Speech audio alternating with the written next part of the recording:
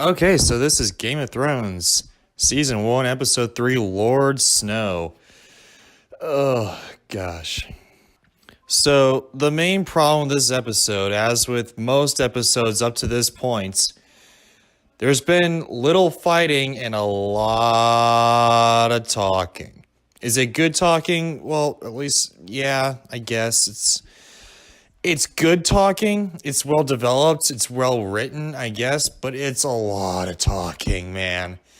Especially in a show called Game of Thrones, because I know eventually we're going to get some good, solid fighting, but it's not coming, and I'm wondering where the hell it is.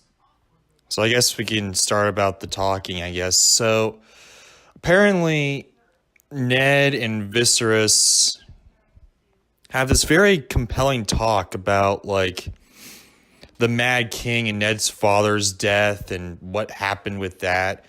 That was really compelling, honestly, and was really, really well written. It dwelt into the world of Game of Thrones, and it made me kind of invested. And yeah, a lot of the good talks actually come from Ned, which might also have to be because Sean Bean's this character, and he's a very fantastic actor, even though I know he's going to die. I mean, it's pretty obvious that they're setting him up so he can die. Even without knowing that he's going to die, I can tell through the plot points that he is going to die. I mean, most of this episode is pretty much complete horse crap.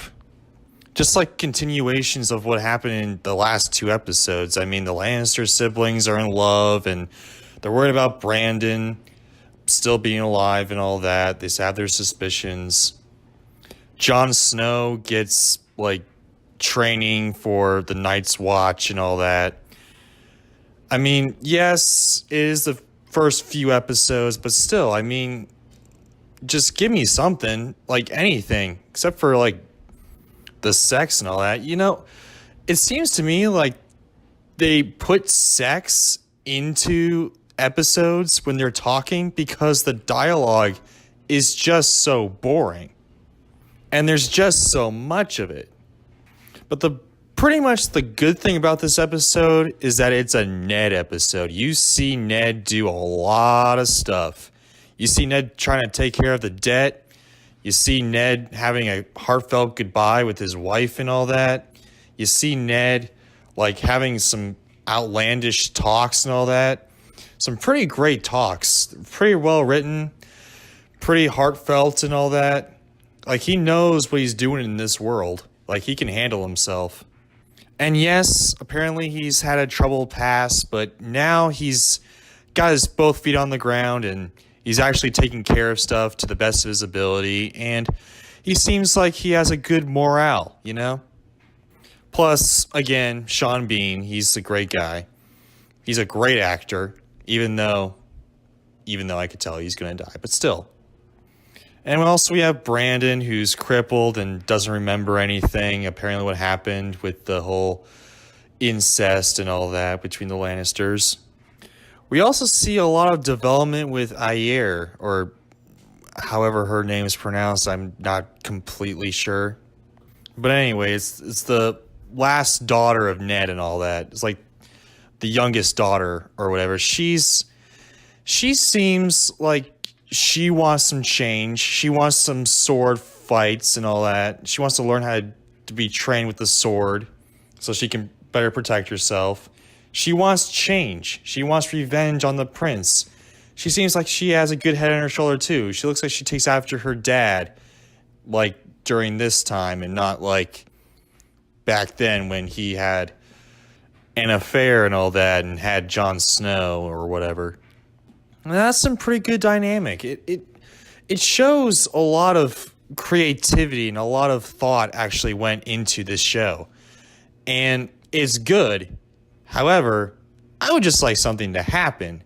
I mean, yeah, I get it. You gotta have development, and I get it that these books are like over 1,100 pages long per book, and each book is being transferred to like 10 episodes of a season, but I mean, come on, man. You gotta have something. Show me something. Anything. It's kind of like a Lord of the Rings type of thing, you know? It's, what the heck?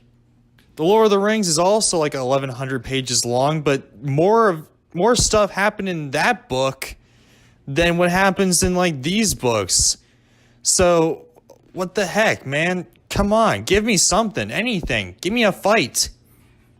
And then there's some other small things like Lord Baelish is like really sleazy. He's like kind of trailer trash of this whole world and blames like the near-death experience or whatever on Tyrion because he's a dwarf or whatever and he's a Lannister and he hates him or something. It's all really... I didn't really understand it all that well myself. I mean, I'm trying to get used to all these characters, but it's just like there's just so many characters. That's another problem with this show.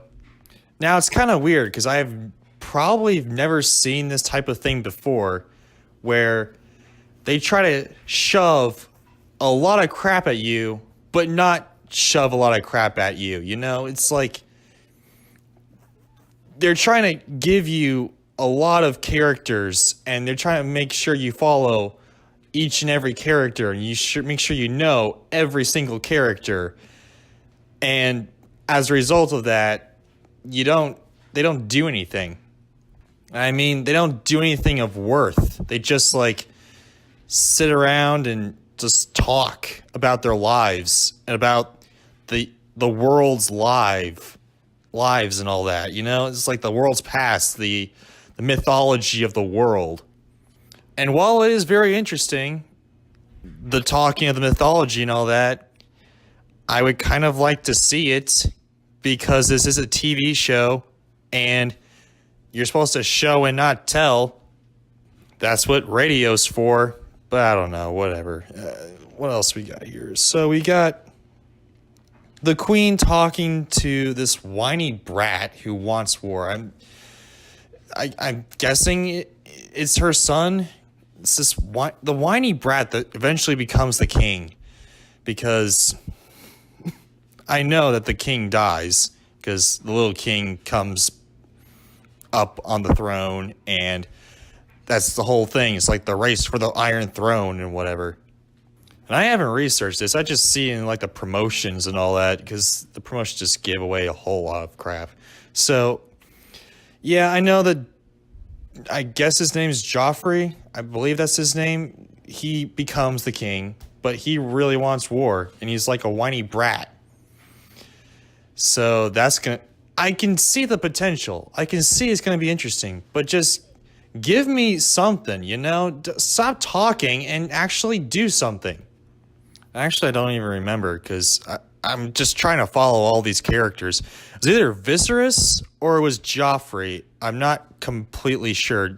Comment in the comments below and tell me if it was Joffrey or Viserys because I don't think I can watch this episode again. It almost put me to sleep about how much this world is shoving so much crap in my face, but not really giving me a whole lot of substance, I guess. I don't even know.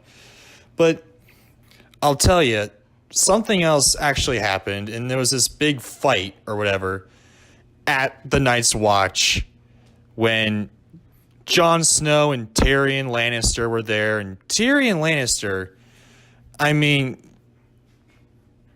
he's actually pretty good, okay? This character, I can see him going pretty far. And that's mainly because Peter Dinklage plays him. He's a fantastic actor. No wonder he gets more roles, because this is actually a stepping stone. This is actually a platform for a lot of the main characters to get more shows. In fact, the only thing I really didn't see, one of the actors I didn't really see that's the main character or whatever, Jon Snow. Jon Snow hasn't really, taken off in the acting realm or whatever. I know I'm going on tangent, but it's just I've seen Emilia Clarke get more work. I've seen Peter Dinklage get more work. I've seen Sean Bean get more work. I mean, Sean Bean's already pretty high up there, but still, he's like the well-known actor that kind of jump-started this show. Many people use this show as like a platform, but Jon Snow, the guy who plays Jon Snow, I haven't seen him do a whole lot of stuff. I mean, I think he did The Last Kingdom on Netflix, which coincidentally, pretty funny that this happened, but George R. R. Martin actually promotes The Last Kingdom and not Game of Thrones, which is kind of weird and kind of funny at the same time, but I don't know, whatever. Anyway, so Tyrion saves Jon Snow, and he's like taking a tour of the Walls culture and all that. He's like touring like this whole realm in like Westeros, you know. He's like, because he is a dwarf, and normally he wouldn't be like as well off or as cultured as most other dwarfs are in this like realm or whatever. He's taking it all in. He's basking in life. He's taking life by the bike handles and just riding it, you know? But then all of a sudden, when we see Daenerys' story, all of a sudden I saw Walter from Scorpion. That main guy from Scorpion. This guy is in Game of Thrones too. I was like, what the heck? Where did he come from? What's he doing in this show? So I guess even he used this as kind of a like stepping stone for other types of jobs and all that. So even he did. Why didn't Jon Snow do this? He's still in like that fantasy realm, like The Last Kingdom or whatever. Come on, man. You can do more. You can do more. You're a great actor. Just do something more. But anyway, Walter from Scorpion's in this. He plays like this, like one of the savages and all that. I still don't remember the names. I'll get them. Don't worry. I'll get them because I'm pretty sure that Daenerys is going to go very far with them. And anyway, just Walter speaking in that weird language is just kind of funny to me. I don't know why. But then anyway, speaking of that, Daenerys, her story is expanding. I'm really getting captivated with her story, honestly. Her story, she's trying to not have the slaves harmed and all that. She's trying to incorporate herself more into the culture since she's pretty much stuck there. You might as well get as much as you can out of the culture and all that and get trusted and whatever. Try to not get hurt and all that. And we find out that she's pregnant. So now she has the big guy. I forget his name. I'll figure it out. Don't worry. I'll figure it out as soon when I get more into the show, because I'm going to get more into the show. So anyway, she is pregnant with his son or daughter or whatever. But yeah, it's really great. Her story is actually very compelling. I'm actually getting more indulged with her story than anyone else's. Even Ned. I find Ned's story to be kind of meh. Jon Snow's story kind of meh. All the stories are kind of meh because they're always talking, not really showing. Daenerys' story, we're actually shown her story. We're actually shown her growing and her developing and her doing stuff other than just sitting around and talking. So maybe that's why I love her story so much. Anyway, we show that winter is coming and all that. We get a little bit of that and what some things are going to take place. Scary stuff is going to take place when winter comes and when winter is here. So whenever winter comes, because we got like seasons upon seasons until winter finally shows up, we'll see when finally winter shows the hell up. Until finally something happens. So yeah, all in all, it was kind of a meh episode, in my opinion, because nothing, again, happened. I mean, except for the whole skirmish on the Night's Watch or whatever, but that's just like kind of a meh fight, you know? It's just like you have to put a fight in here so people don't get bored and people will actually watch our show because we put a lot of investment into this show. So yeah, people get invested. I'm still going to continue with this, but this episode was just kind of not that great, in my opinion. It's just, I don't know, kind of bored me, to be frank with you.